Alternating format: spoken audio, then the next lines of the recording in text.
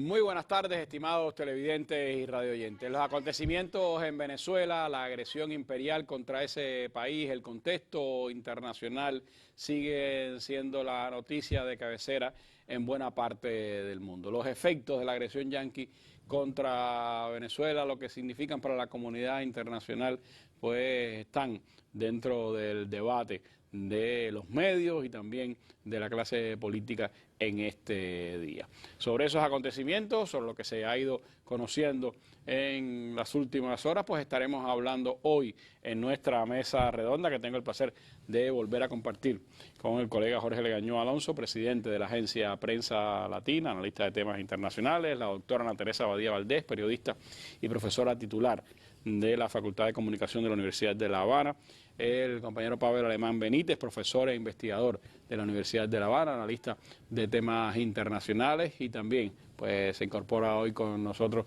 nuestro colega y amigo Oliver Zamora, ahora parte de nuestro equipo de la Mesa Redonda y de Ideas Multimedios. Con ellos estaremos compartiendo la emisión de esta tarde. A ustedes los invito a que nos sigan, sin dudas, con un acontecimiento de importancia capital para nuestra región y también para Cuba.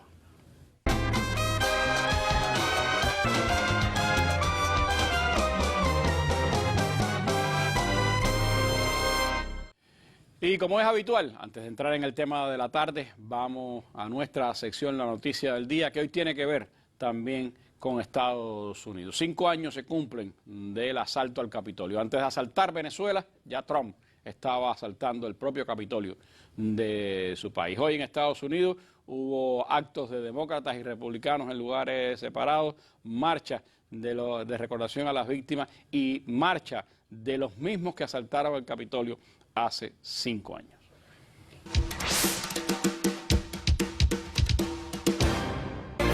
Tal día como hoy, hace 5 años, Donald Trump enciende la mecha a las 12 del mediodía, hora local. Now it is up to Congress to confront this egregious assault on our democracy. We're going to walk down, and I'll be there with you, to the Capitol. No reconocía su derrota frente a Biden y anima a sus seguidores a protestar caminando hacia el Capitolio. Porque una hora después es allí donde arrancaría la sesión que debía certificar la victoria de Joe Biden. Con los congresistas en el interior del edificio comienzan los primeros enfrentamientos contra la policía del recinto. Y numerosos profesionales de los medios de comunicación son agredidos. A las 2 de la tarde, las barreras de seguridad no soportan la furia de quienes habían sido convencidos de que asaltar el Capitolio era lo correcto para salvar al país. No se sabe muy bien de qué. El personal comienza a evacuar a algunos representantes políticos, otros quedan atrapados y tienen incluso que resguardarse. Como olvidar la foto en la que este ser preside el Congreso ocupando el asiento de Nancy Pelosi. Hasta las 4 de la tarde, el edificio permanece bajo control parcial de los asaltantes. La policía local, fuerzas federales y la Guardia Nacional consiguen asegurar el perímetro. El propio Trump pide a sus seguidores que se retiren. I know your pain. I know you're hurt. We had an election that was stolen, but you have to go home now. Se impone entonces el toque de queda en toda la ciudad, aunque no todos lo cumplen. A las 8 de la tarde, el Congreso retoma la sesión como señal de continuidad institucional. Y de madrugada se certifica la victoria de Biden, pero el daño a la democracia ya está hecho. Una herida abierta hasta hoy. Bueno, hoy, como decíamos, hubo conmemoraciones diferentes de republicanos y demócratas sobre este acontecimiento, y también pues hubo marcha de las víctimas de aquella, o sea, de los familiares de víctimas de aquel asalto brutal contra el Capitolio de Washington, alentado por el hoy presidente de Estados Unidos, Donald Trump, entonces presidente derrotado, y también pues en un franco desafío a la propia justicia, a la propia sociedad norteamericana, pues los asaltantes de hace 5 años, entre ellos Enrique Tarrio, los Proud Boys y todas aquellas organizaciones extremistas que estuvieron al frente de aquel asalto al Capitolio, pues estuvieron marchando precisamente por Washington frente a las propias instalaciones que hace 5 años asaltaron. La sociedad norteamericana profundamente dividida. Hoy mismo, pues, los titulares, por ejemplo, de Los Angeles Times decían: aniversario del ataque del 6 de enero de 2021 al Capitolio, revive la división política en Estados Unidos. Y el presidente Donald Trump dio un eufórico discurso en el que se proclamó el mejor presidente de la historia y en el que habló de los grandes éxitos de su mandato, entre ellos de Venezuela. Sobre Venezuela en particular, pues tendremos sus palabras en esta mesa redonda. Es la noticia del día y es parte de ese ambiente en el que se ha concretado también la euforia imperial que ha llevado al ataque contra el pueblo venezolano y al secuestro del presidente Nicolás Maduro y de su esposa Cilia Flores. De eso hablamos hoy en la mesa redonda, así que siga con nosotros. El hombre va camino de la vida que soñó, adentro en su mochila de campaña va el amor. En una mano el verso, en la otra su razón, la vista en el futuro, el paso firme al sol. El hombre va sin nombre, va sin rostro, pero va, defenderá el aliento de los suyos con la paz que da la guerra que ha de dar, sorteando el universo, su fiera humanidad. El hombre va sin rostro, va sin nombre, pero va, moviendo maquinarias, cosechando dignidad. Sin tiempo para el miedo, deprisa va el mortal, camino al horizonte, camino a la verdad. El hombre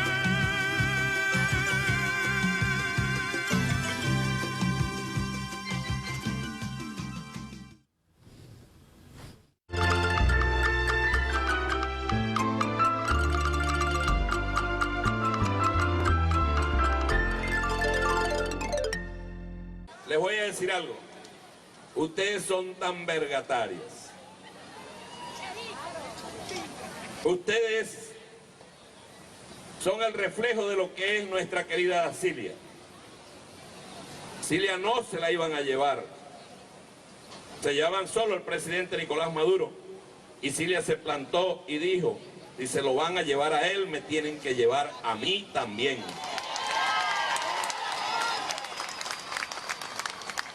Y es de lo que está hecha la mujer venezolana, de coraje, ¿ves? De valentía, de entrega, de dedicación, de saber dónde está parada. Es la mujer que es capaz de defender un hijo con la vida, con su propia vida.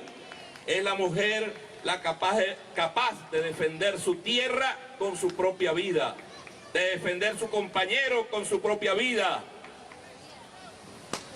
Y eso no se consigue en todas partes. Pero si a eso usted le agrega que esa mujer es venezolana, está encontrando una combinación perfecta de coraje, de valentía, de entrega, de lucha, de batallas y de victoria.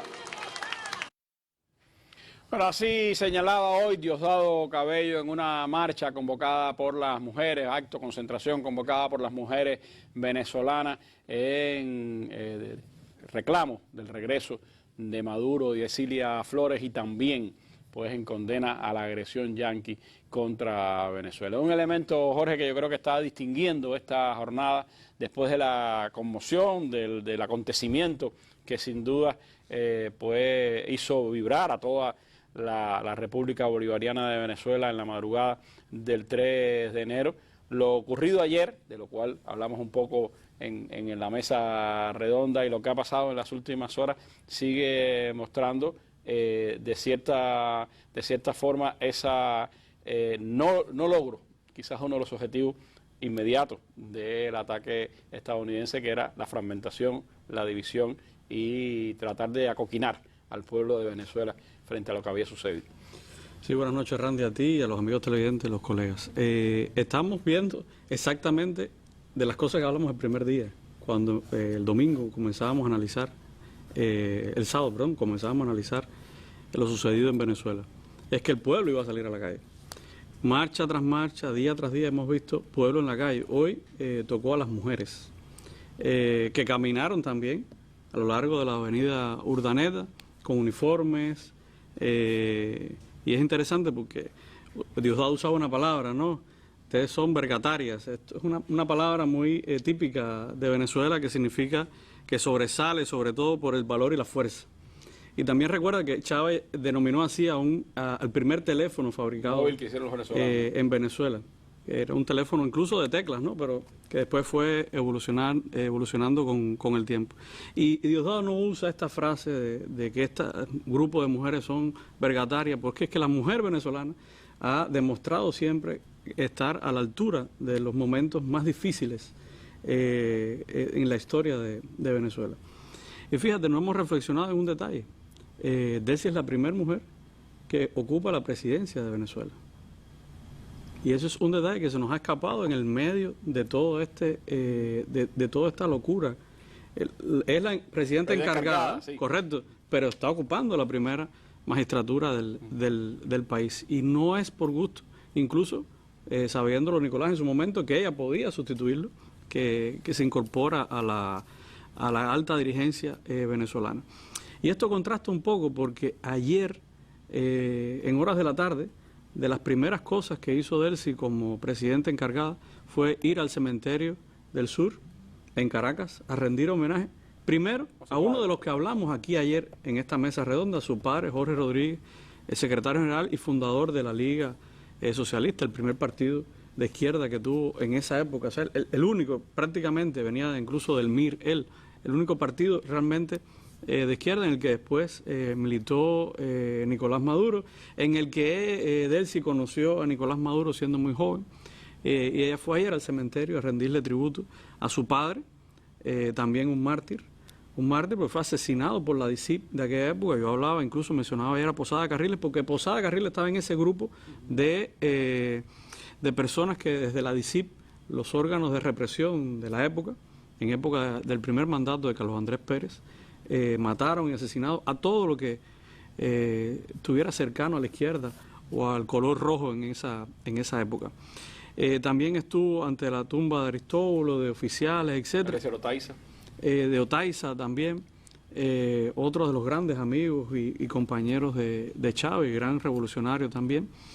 Y terminaron el cuartel de la montaña, que ha sido, yo creo que tiene varias lecturas, ¿no? Primero la lectura, cuánto se especuló el primer día que había sido bombardeado el cuartel de la montaña y que no había quedado nada del cuartel de la montaña. Bueno, primer desmentido. Desde ayer estamos viendo uno tras otro los desmentidos. Que el capitán Escalona, el edecán de Nicolás, había muerto, está vivo, estaba en la Asamblea Nacional, que los hijos habían muerto, ahí estaba el hijo de Nicolásito, que el cuartel de la montaña fue destruido completamente, ahí estuvieron ayer el alto mando, y de nuevo ante la tumba de Chávez, jurando lealtad a la patria, lealtad al proceso revolucionario. Y yo creo que ese es el símbolo de las mujeres, y sobre todo en un día muy interesante. Yo creo que de ayer hacia acá hay contrastes muy interesantes en lo que está pasando en Venezuela. Hoy hay unas declaraciones de Stephen Miller, asesor de Seguridad Nacional, uno de los tipos más cercanos, uno de los asesores. Se dice que es uno de los más influyentes. Asesores del presidente. Y menos mediático de paso. O sea, nosotros... a esa mujer sí le gusta mucho las redes sociales. Correcto, pero es uno de los halcones, como lo era John Bolton, que tenía el mismo cargo, como en su momento en Obama fue Ben Rhodes, que tuvo tanto protagonismo que fue uno de los que estuvo en las conversaciones secretas con Cuba antes del 17 de diciembre del 2014. Y este asesor de Seguridad Nacional ha dado unas declaraciones que son una de las cosas que más contrastan entre lo que está pasando en Venezuela post 3 de enero y la realidad de Estados Unidos. Entre muchas tantas cosas dice, Washington está utilizando su poder militar para asegurar sus intereses estratégicos. Sin ningún ambaje, lo está diciendo por lo claro. En el hemisferio occidental está haciendo todo esto y subrayo la frase, sin pedir permiso. Yo creo que ese es el carácter, la frase de sin pedir permiso es el carácter y la declaratoria pública más notoria de los últimos días, de que no van a contar con nadie. Y ratificamos, Consejo de Seguridad de Naciones Unidas, la dieron por muerto. Y así, y habla él de la doctrina Trump, centrada en impedir que países de la región se conviertan en proveedores de recursos a aliados estratégicos de potencias rivales de Estados Unidos. Ya habla de potencias rivales. Entonces, cuando está diciendo esto, está dando otro pie adicional para lo que hizo ayer Nicolás Maduro, es declararse un prisionero de guerra. Secuestrado y prisionero de guerra. O sea, esta es una declaración de guerra. Parece como un redivir de la época hitleriana, ¿no? El incendio del Reichstag y todo lo que pasó para propiciar el poder absoluto de Hitler y las agresiones contra otras naciones. Bueno, Trump hace 5 años intentó asaltar el Capitolio de Washington. También. Y ahora asalta como matón universal a todo el que se le ponga por delante, y hoy además con toda la euforia lo veremos un poco más adelante. Por cierto, hablabas del tema de los desmentidos, las mentiras. Les recomiendo que puedan leer hoy en Cuba Debate un trabajo de nuestro equipo aliado del Observatorio de Medios de Cuba Debate sobre el deepfakes como arma informativa contra Venezuela. La anatomía de una ofensiva se llama, y tiene elementos importantes de cómo se articula este tipo de campaña, Ana, que hemos estado hablando aquí de la comunicación, que por un lado ha tenido, por supuesto, ha sido como la vanguardia de toda la ofensiva. Es decir, primero se lanzan todas las cortinas de humo, todas las campañas mediáticas, y después se hace el ataque real. Pero por el otro lado, uno dice, bueno, tiene un efecto entre algunas mentes, pero ¿cuánto efecto no ha tenido en un pueblo que ha sabido salir también a las calles, aún en medio de tanto desconcierto, ¿no? Muy buenas noches. Yo recomiendo también el artículo de Cuba Debate, porque analiza no solo la incidencia de las noticias falsas, sino el uso de los deepfakes. O sea, los deepfakes son videos falsos manipulados con inteligencia artificial, donde hay una manipulación de la imagen y la voz. Fueron aquellos recursos que se utilizaron, por ejemplo, cuando vimos en su momento a su santidad, digamos, en una playa, cuando vimos al propio Donald Trump vestido con uniforme de prisionero, en fin. Y como dijimos ayer, estamos en una guerra comunicacional del siglo XXI con estos recursos, con inteligencia artificial, y donde llega un momento que no sabemos qué es verdad y qué es mentira. O sea, ahí hay una pérdida de límite entre lo que es real y lo que no, y hay un incremento de algo que se ha estudiado siempre en comunicación, que es la construcción social de la realidad, de estudiosos famosísimos como Berger y Luhmann. Y, muy importante, no solo en los medios de comunicación, sino también ahora, obviamente, en las redes sociales. Por cierto, durante las últimas horas, el presidente de Estados Unidos, Donald Trump, dijo que los medios de comunicación son lo peor. Aunque dice que, bueno, han mostrado una imagen en algunos, una política editorial partidaria, lo que ha hecho el gobierno de Estados Unidos, pero que son lo peor. Es parte de esa deconstrucción de los medios, de ese intento de sepultar a los medios y convertirse directamente en voceros de su política, ¿no? Y que también hay un elemento importante aquí cuando analizamos el guión que se ha repetido en guerras de los últimos años en Estados Unidos. Todavía no bombardearon medios de comunicación, eso es una verdad también. No lo hicieron, a diferencia de algunas guerras. Sí. Trataron de lanzar panfletos, que sí es un elemento que se repite en todas las guerras. El pasado 23 de noviembre, justo cuando Nicolás Maduro cumplía 63 años, pero fue una acción que que no se realizó. Se abortó. Entonces, ese es el contexto en el que se ha desarrollado las últimas informaciones. Yo coincido con lo que decía Legañoa, este tipo de apoyo popular a los ideales se logra justamente en las comunidades. Las comunidades son el centro de desarrollo de políticas, es el centro de desarrollo de la comunicación, y es ahí ciertamente donde se dan las más grandes batallas. De hecho, hoy Delcy fue a visitar una comuna. Una comuna a lo más tradicional. También las mujeres, durante las últimas horas también en las sesiones de la OEA, una mujer de código rosa, de Code Pink, dijo muy claro que no hablaran más de derechos humanos allí, que el verdadero motivo había sido el petróleo, el verdadero motivo de la intervención militar, de la agresión militar de Estados Unidos. ¿Qué otro elemento importante?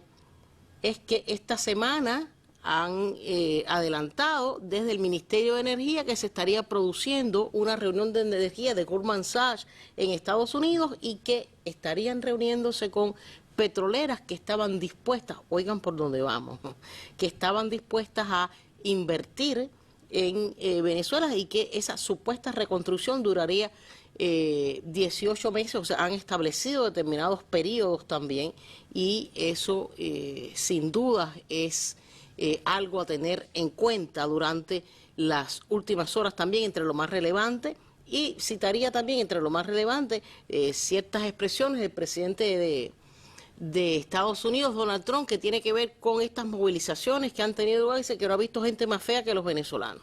O sea, eso es tan despectivo, es tan despectivo, pero tan despectivo que deja, vaya, toda persona con pensamiento crítico tiene que reflexionar sobre el tema. Exacto, con aquella burla. El fenómeno Trump es los seguidores de Trump, que quizás lo peor y lo más grave. Es parte de ese, faltar el respeto. Exacto, de ese desdén con el que han actuado, de por supuesto. desprecio. Exacto, Claro. que es parte de la manera en que actúan los imperios. Claro. Y que además en este personaje de manera particular se da No solo la burla. orgánicamente. Es que es la reafirmación de la supuesta superioridad de lo anglosajón sobre lo latinoamericano, que es expresión además de las luchas de América Latina, es expresión además a nivel discursivo, a nivel comunicacional, es expresión justamente de eso, de ese desprecio, de esa supuesta superioridad, de considerar a los latinoamericanos como populistas, indígenas, violentos. Esa es parte también de la propia De la realidad, ¿no? claro. Y de la realidad de lo que ha ocurrido en las últimas horas, porque muchos o no diremos muchos, varios de los venezolanos que en Estados Unidos salieron a festejar la invasión ¿Hay muertos? y el secuestro de Maduro, pues unos han muerto, tiroteos allí que han ocurrido, y otros han sido arrestados por el ICE y están presos para ser enviados de vuelta a Venezuela. Por cierto, hay una compañera periodista venezolana me mandaba algunas consideraciones y entre otras cosas decía, hoy el país está golpeado y dolido por el secuestro del presidente y su esposa, pero en términos estratégicos la acción de Estados Unidos no puede considerarse una victoria. No ha conseguido cambiar el régimen ni al gobierno, no pudo instalar un gobierno afín en el territorio nacional, no logró fracturar la Fuerza Armada que se mantiene cohesionada en torno a la presidenta encargada, no se fracturó el gobierno ni el PSV, que es la columna vertebral del proceso político iniciado por el presidente Hugo Chávez. Tampoco ha logrado apoderarse de los recursos naturales, energéticos y minerales de Venezuela. Es un apunte, yo creo, para dar una perspectiva de lo que ha estado ocurriendo en estos tiempos, porque realmente la parte comunicacional y psicológica ha apuntado mucho al intento de fracturar al poder revolucionario en Venezuela, a fracturar al pueblo de Venezuela, y realmente lo que hemos estado viendo es ese pueblo en las calles, es esas manifestaciones, y también algo muy simbólico y que ha estado recorriendo las redes, de ahí lo sacamos, por una parte las palabras del hijo de Nicolás Maduro hijo, y las palabras también de Rocinés Chávez, una de las hijas del presidente Chávez, que han estado circulando por las redes y que nosotros ahora las tenemos en la mesa redonda. Incluso frente a la agresión más grave, sabemos y vemos que se mantendrá firme, sereno y a la altura del desafío histórico que le tocó asumir. Él sabe su papel en la historia y nos mostró la señal de la victoria, la que necesitamos para avanzar y vencer. No secuestran a un hombre,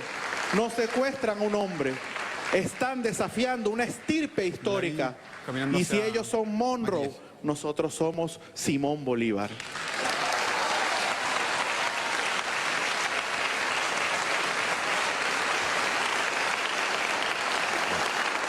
El derecho internacional ha sido ultrajado, es despreciado y fue violado en todos sus sentidos.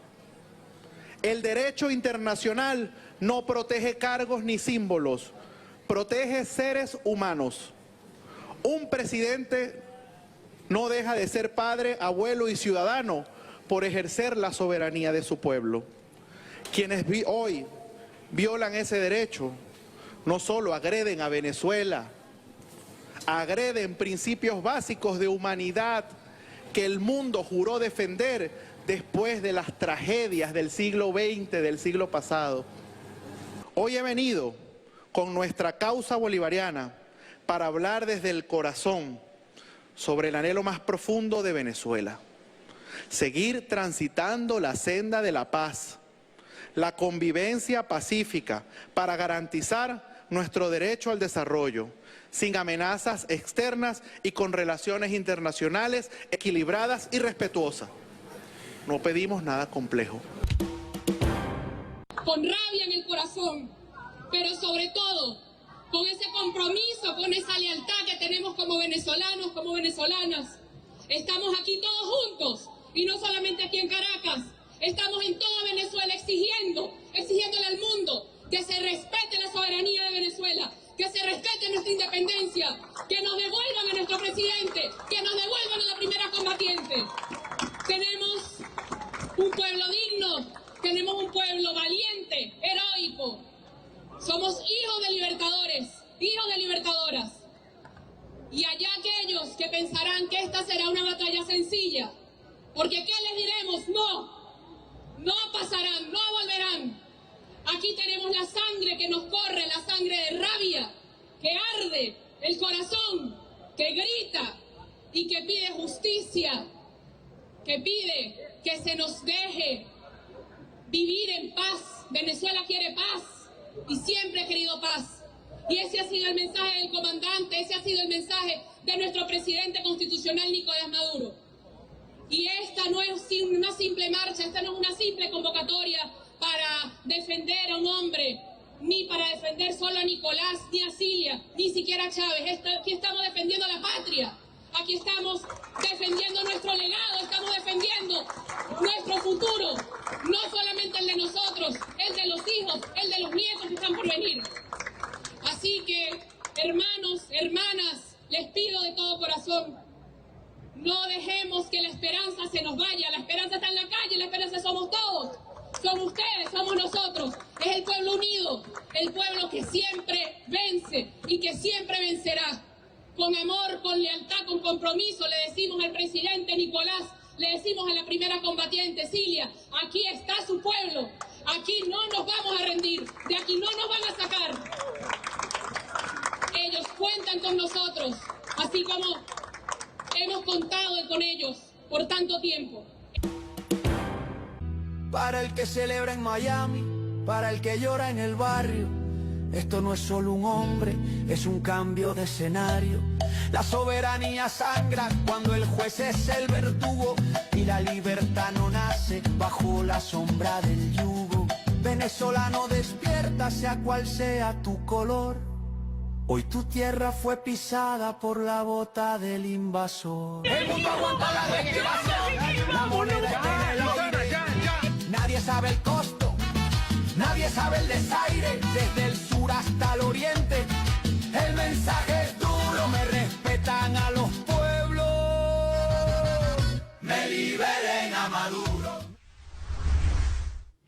Bueno, pues sin duda los acontecimientos en Venezuela siguen causando conmoción en los pueblos y también noticias relevantes como la del día de hoy. Pero antes de comentar otras de ellas, quiero decir lo que está ahora mismo pues circulando. Es una decisión de la presidenta encargada de la República Bolivariana de Venezuela, Delcy Rodríguez, quien ha decretado 7 días de duelo por los hombres y mujeres que fallecieron en la madrugada del 3 de enero tras el ataque de Estados Unidos contra el país que derivó en el secuestro del presidente Nicolás Maduro y la primera dama Cilia Flores. Un mensaje por nuestros jóvenes mártires que dieron su vida por la defensa de nuestro país, por su pueblo, y por eso estamos tomando esta decisión de duelo en honor a ellos que entregaron su vida defendiendo al presidente Maduro. Agregó que le perforó el alma ver esas imágenes de los cuerpos de estas personas, pero sabemos que se martirizaron por los valores supremos en defensa de su patria. Así también lo ha hecho Cuba en estas 2 jornadas y también, por supuesto, el dolor de cada familia, de esos 32 queridos compañeros, y también la muestra que ha dado nuestro país hoy, matutinos en diversos centros laborales del país, en diversas provincias, actos de condena a la agresión yanqui y también de homenaje a esos valerosos hombres que murieron en defensa, no solo de un hombre, como se decía ahí, sino en defensa de una patria, en defensa de esa gran patria que es nuestra América. Y hoy otra de las noticias era algo, sin dudas, que es parte de esa película de la que hablábamos ayer, Ana Teresa. Hoy el Departamento de Justicia de los Estados Unidos ha cambiado, pues, en su acusación contra el presidente Nicolás Maduro, el hecho de que el cártel de los soles, el famoso y tan temido, pues, cártel narcotraficante, que supuestamente era dirigido por Nicolás Maduro, bueno, desde hoy, según el Departamento de Justicia, no se trata de una organización criminal real, sino que se define ahora como un sistema clientelar y una cultura de corrupción dentro del aparato estatal venezolano.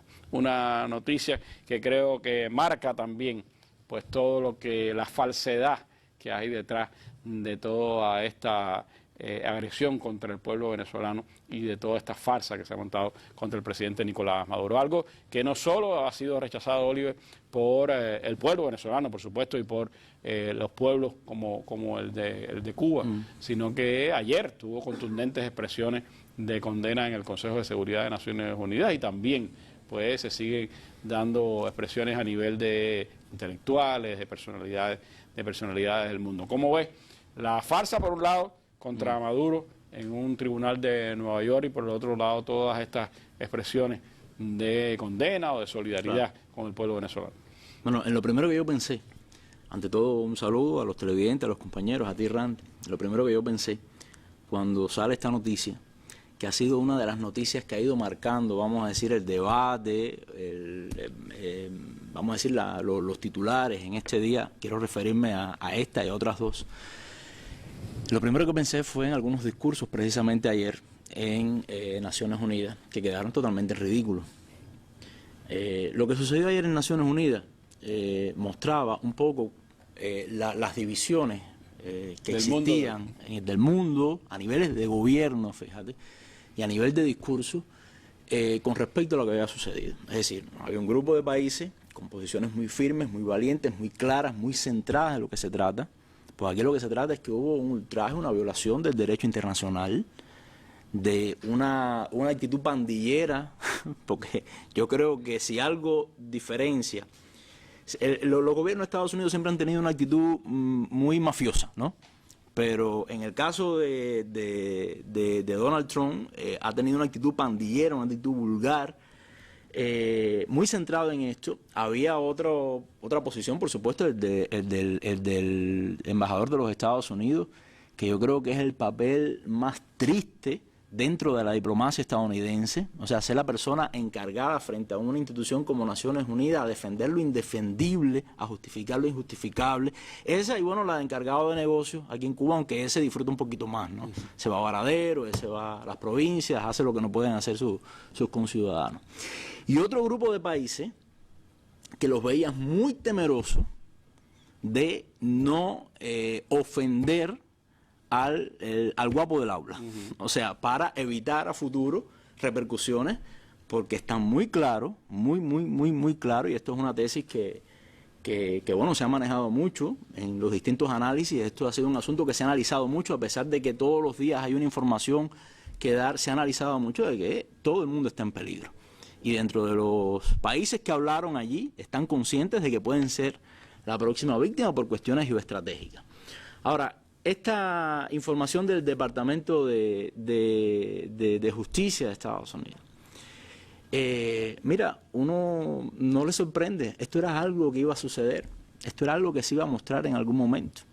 Como siempre sucede cuando Estados Unidos busca una justificación burda y falsa para implementar alguna acción en política exterior. Lo que sí me llama la atención, y esto podría ser motivo de otro análisis, porque ahora, cuando todavía están dando el juicio a Maduro, cuando todavía al gobierno de Estados Unidos le hace falta este argumento para montar su retórica y para, bueno, tener resultados políticos en este sentido.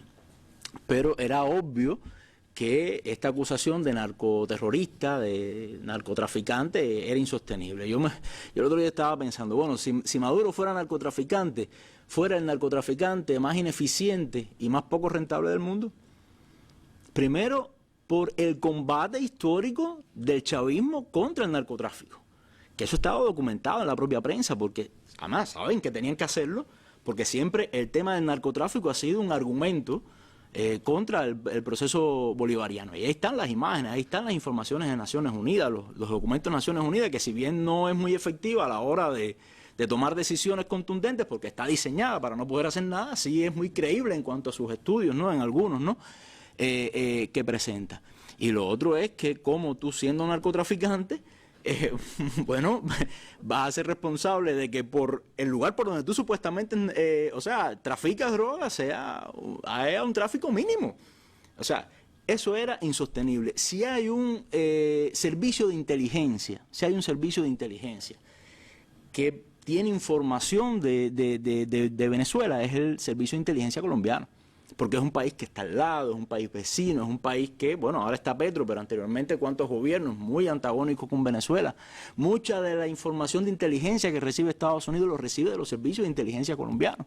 Y el propio Petro lo decía, el nombre de Nicolás Maduro y de Silvia Flores no aparecen en ningún servicio, en ningún informe de los servicios de inteligencia de Colombia. No existe. Eso, estaba destinado en algún momento, como mismo sucedió con las armas de destrucción masiva en Irak, salir a la luz, decir que era una mentira cuando ya el daño estaba hecho, como mismo salió aquel fraude recordemos, bueno, los que tienen un poco más de edad, Ana Teresa y tú, de aquella mentira de las incubadoras de niños, que los iraquíes, la Primera Guerra, exacto, eso iba a salir.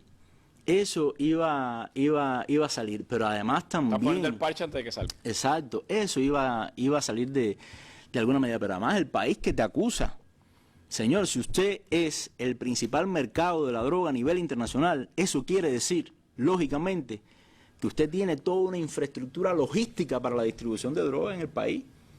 Usted es responsable de eso, usted también es narcotraficante. ¿Y dónde es que se lavan esos miles de millones de dólares del narcotráfico? En los bancos estadounidenses.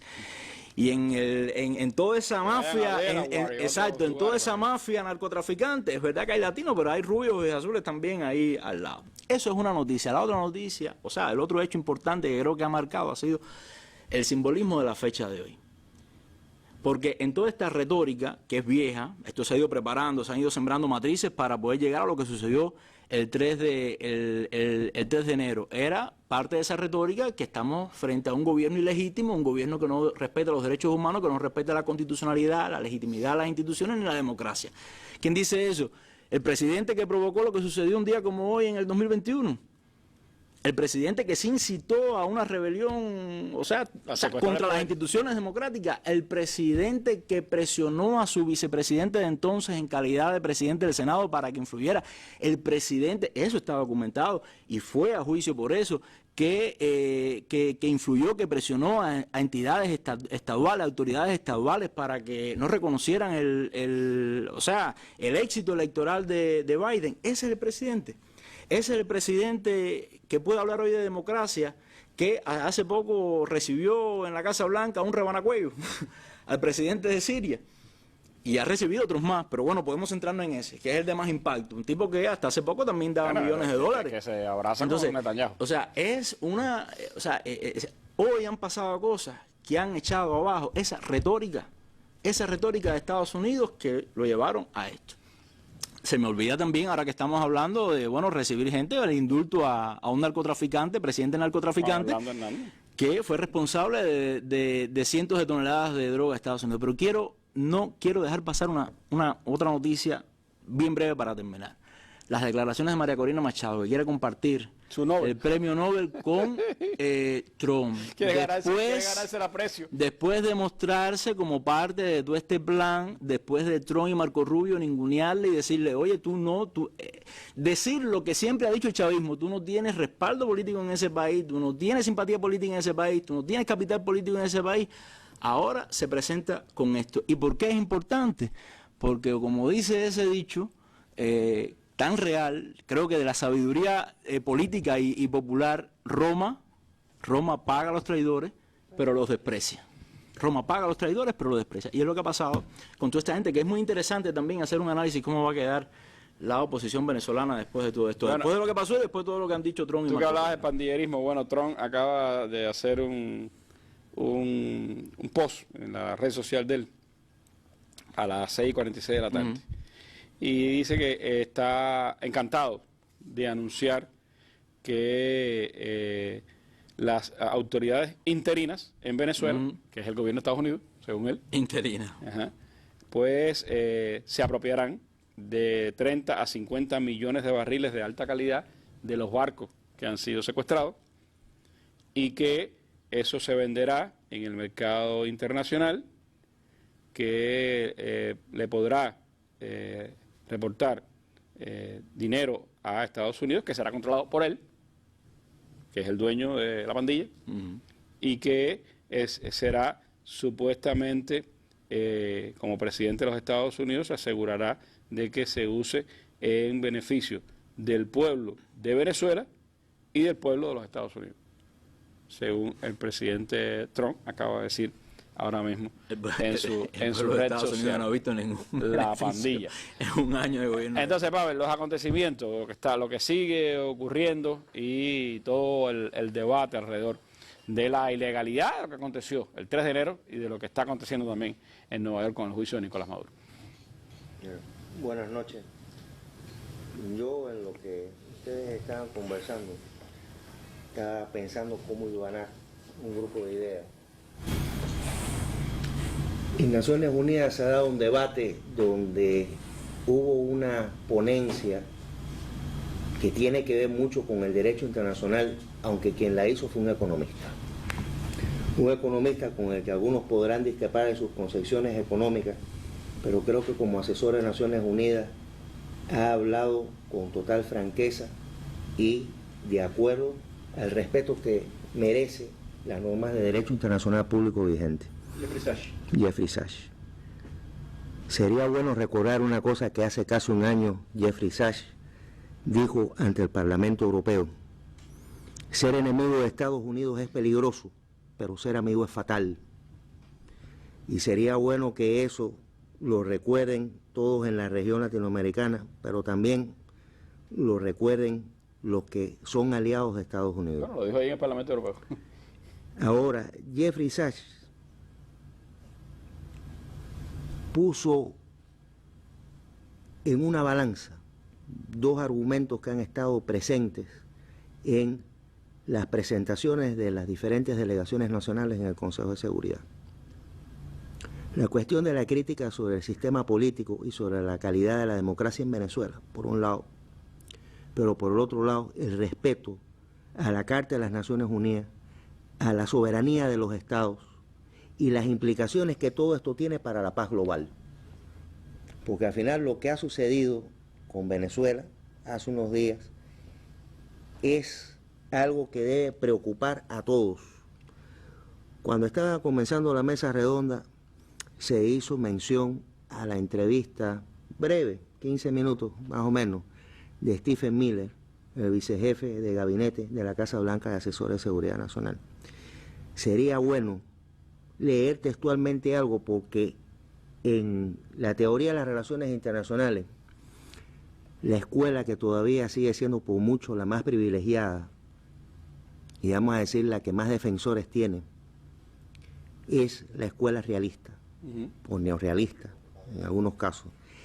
Pero esa escuela aprecia que el mundo es un ámbito donde reina la anarquía y donde hay que utilizar la fuerza para imponerse. Stephen Miller ayer, y esto es una cita textual, Vivimos en un mundo en el que se puede hablar de sutilezas internacionales. Se está refiriendo al derecho internacional público y todo lo demás, pero vivimos en el mundo real, que se rige por la fuerza, que se rige por la violencia, que se rige por el poder. Esas son las leyes de hierro del mundo desde el principio de los tiempos. Y Stephen Miller, incluso ya en relación directa a Venezuela, dijo una cosa: nosotros fijamos los términos y condiciones. Tenemos un embargo total sobre todo su petróleo y su capacidad para comerciar. Así que para comerciar necesitan nuestro permiso. Para poder dirigir una economía necesitan nuestro permiso. Lo que estamos viendo aquí es una posición sumamente agresiva por parte de Estados Unidos, en principio hacia la región latinoamericana y caribeña, porque las amenazas son contra Colombia, contra México, quizás nos olvidamos, pero hasta hace unos meses atrás, contra Panamá. Parece que, pero las amenazas se siguen extendiendo contra Cuba, Contra Groenlandia, y salen del continente, porque esta es la parte interesante, y salen del continente y tienen reflejo en Irán, tienen reflejo en Nigeria, tienen reflejo en Groenlandia, que es un territorio autónomo de Dinamarca.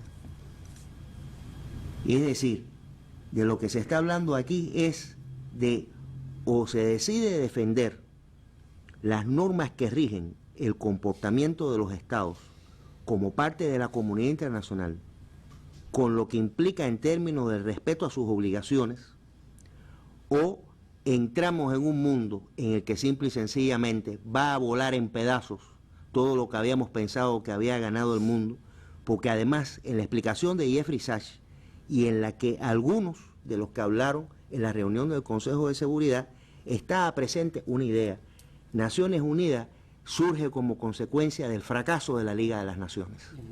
Y la Liga de las Naciones fracasó en parte por el desconocimiento de las normas de derecho que había en aquel momento y por permitir que otros estados emplearan la fuerza para modelar la realidad del mundo según su deseo. Y esto es lo que realmente está en juego. Esta es la esencia del problema. Esto va mucho más allá de Venezuela. Es sin duda un elemento que está marcando los acontecimientos, además del dolor, de la tragedia, de la muerte que dejó el ataque contra Venezuela, de lo insólito del secuestro de un presidente en ejercicio para ser llevado a otra nación. Pues estamos hablando de ese gran peligro que es la violación de todo derecho internacional, del desconocimiento de todas las reglas y del hecho de que cualquiera puede ser desde este minuto objeto de los ataques de Estados Unidos. Hay una euforia total en esa administración. Eso lo mostró Trump hoy ante los republicanos en el Congreso, donde se ufanó de la operación militar y habló de las pretensiones de Estados Unidos. Vamos a ver ese fragmento. But the United States proved once again that we have the most powerful, most lethal, most sophisticated, and most fearsome. It's a fearsome military on planet Earth, and it's not even close. You know, I've been saying it for a long time. Nobody can take us. Nobody. We don't want to have it. We don't have a discussion, but you read all and you see everything else. Nobody could have done that. Nobody has our weapons. Nobody has the quality of our weapons. The problem is we don't produce them fast enough. We're going to start producing them much faster. We're going to be very tough on the companies. We have the best weapons in the world, but it takes too long to get them, including allies. When allies want to buy them, they have to wait 4 years for a plane, 5 years for a helicopter. We're not letting that happen anymore. We're telling our defense contractors, you're going to start building faster. You know, guy makes... I have a big problem with it. I'm the king. I have sold more Boeings than any human being on earth. They gave me an award, Salesman of the Year. I said, what about Salesman of the in the history of Boeing? I've sold more Boeing planes than any man in history by far, probably over 1,000. Over 1,000 planes. I said, that's the good news. But why should they wait 3-4 years to get a plane? They should build them, get them immediately. The F-35s, it takes too long to get them. The Apache helicopter. I mean, I had India coming to me, sir, I've been waiting 5 years. We're changing it. We're changing it. India ordered 68 Apaches, and Prime Minister Modi came to see me. Sir, may I see you, please? Yes, I have a very good relationship with him. He's not that happy with me because You know, they're paying a lot of tariffs now because they're not doing the oil, but they are. They've now reduced it very substantially, as you know, from Russia. We're getting rich because of tariffs, by the way. I hope everyone understands that. They hate to report. We're going to have over $650 billion poured into our country or coming in shortly because of tariffs. You know. Yo soy el rey, tendremos más de 60.000 millones de dólares por los aranceles que he puesto, tenemos los armamentos más sofisticados y el mejor ejército del mundo, toda una apología de lo que ha ocurrido. Y ayer, además, o en las últimas horas, recordar lo que dijo exactamente sobre Cuba también. Habló de que con Cuba, pues Cuba se caería por su propio peso después de la agresión contra Venezuela. Y hoy, notoriamente, el diario The New York Times pues publica un trabajo que se llama "Después de Venezuela, Trump podría ir contra Cuba". Es ese trabajo en el que recuerda que Trump dijo a los periodistas en el Air Force One: parece que Cuba está lista para caer, no sé si van a resistir, pero Cuba ahora no tiene ingresos, todos sus ingresos venían de Venezuela, del petróleo venezolano, y hablaba de que parece que Cuba se está hundiendo. Y eso, Jorge, creo que es parte de todo el contexto que se está dando, toda podemos decir, las reacciones o las repercusiones que se están dando a partir de lo que ocurrió el 3 de enero y que explican esas alertas que hacía Pavel ahora en su intervención. Mira, que hay un estado de euforia ante lo que supuestamente son victorias de Estados Unidos en la región y que no se pueden menospreciar. Porque, primero, ¿qué significaría venir contra Cuba? Primero, ¿qué significa para Cuba? O sea, ¿qué significa Cuba para Estados Unidos en el entorno estratégico de seguridad nacional? Y yo creo que eso es algo que hay que tener en cuenta y es solo un detalle para marcar. Primero, Cuba es una garantía para su frontera sur marítima. Cuba es un país que tiene tolerancia cero contra las drogas. En materia de servicios de vigilancia, de guardacostas, hay interdicción entre los dos países y Trump no puede ignorar que hay comunicación, a veces más de una vez al día, entre nuestras tropas guardafronteras y el servicio de guardacostas de Estados Unidos. ¿Para qué? Para decirle, por el paralelo y el meridiano tanto, va una lancha que no pudimos interceptar con destino a Estados Unidos cargadas de droga. Y le estamos dando información para proteger la seguridad nacional de Estados Unidos. ¿Qué significaría un país, una Cuba inestable para Estados Unidos? O un peligro migratorio. Y otras tantas cuestiones en materia de seguridad para Estados Unidos.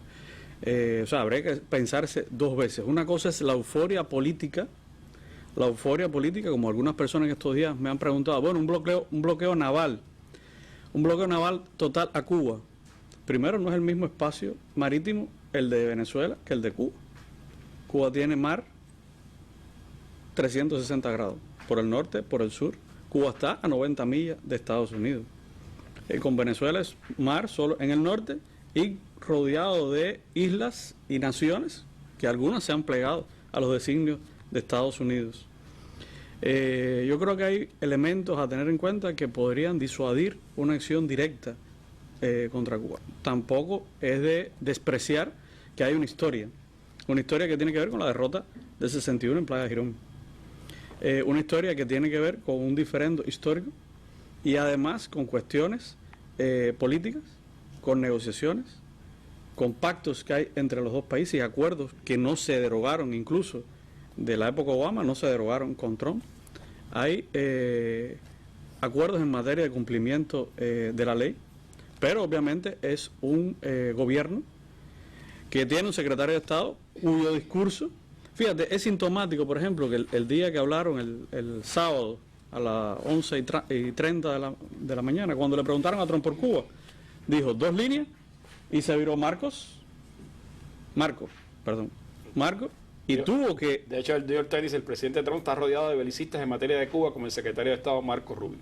Es de las cosas que son un pequeño detalle semiótico, para llamarlo de la manera correcta. O sea, ¿hasta qué punto puede llegar Marco Rubio Marco Rubio ha sido realmente muy dúctil, no perdamos eso de vista. Muchos no le dábamos 6 meses en el gobierno porque iban a enfrentarse e iban a romper, como ha pasado con algunos halcones dentro del séquito de Donald Trump. Entonces ha puesto en función de Trump toda su maldad, y Trump también le ha dado beneficios en materia de su discurso político contra Cuba. No, Oliver, que me queda un minuto, como tú eres el nuevo que te incorporaste hoy. El tema a ver, yo... obviamente son casos diferentes, ¿no? Incluso yo estaba pensando también en todo el aislamiento internacional que de alguna manera y matrices que logró Estados Unidos con respecto a Venezuela. El tratamiento es diferente. De hecho, ni siquiera precisamente ese enfoque de que caeremos por nuestro propio peso y no por algo o por una acción directa. Incluso somos un tema entre muchos, ¿no? Hablado también, como decía Pavel, de Colombia, que es más estratégico, de Groenlandia, sí, que México, la frontera, Groenlandia, que está el tema del Ártico. Pero yo quiero hacer énfasis en el tema de la historia que también hacía referencia Legañoa. Es decir, cuando Marco Rubio era un bebé y cuando Trump era un adolescente intentando entrar en el mundo de la mafia, de los negocios turbulentos y mafiosos de Nueva York, este país ya estaba jugando ese juego. Estaba jugando el juego del enfrentamiento duro, de un playajerón, de una crisis de octubre. Yo recuerdo una vez una conversación, una entrevista que hice precisamente para la Mesa Redonda, que este año ya cumplo 20 años como parte del equipo, con Bultel, el jurista. Sí, me decía, o sea, nosotros nos despertábamos a veces pensando de que ya, o sea, nos estábamos despidiendo de la vida. Y peligros de invasión hubo con muchos presidentes, hubo con Reagan, hubo también con Clinton, hubo con Bush, con el tema de la, o sea, de la guerra contra el terrorismo, hubo con Bush padre. O sea, este juego ya lo hemos jugado. No obstante, quiero hacer referencia también que esto es una revolución verdadera. Y cuando hablamos de revolución verdadera, no solamente hablamos de cambios estructurales importantes desde el punto de vista económico, político, social, también de una conciencia política. Y te voy a poner 3 ejemplos, solamente relacionados con Venezuela. Primero, en medio de apagones, crisis con el transporte, con la comida, con los medicamentos, llenamos una plaza en menos de 2 horas. Ve a las calles, ve a las redes sociales, la gente consternada con la muerte de 32 cubanos. Y el tercer punto, 32 cubanos que hubo que matar. Con un despliegue tremendo, con una fuerza bruta de no sé cuántos helicópteros, no sé cuántas armas. Hubo que matar y tuvieron que demorar horas para matarlo. ¿Cuánto hubiera querido Estados Unidos haber cogido un cubano vivo? Para usarlo después quizás como un testigo para alguna de sus mentiras, para buscar información. Hubo que matarlo.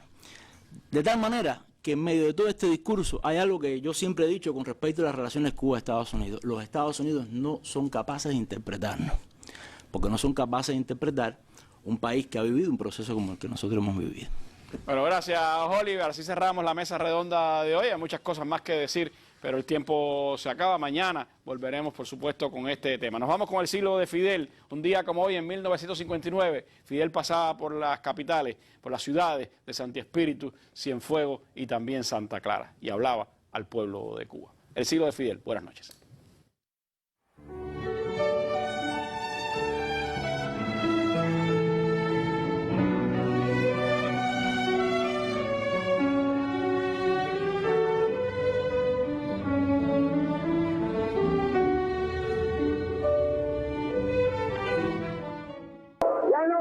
Nosotros a hablarle al pueblo, sino venimos a que el pueblo nos hable a nosotros.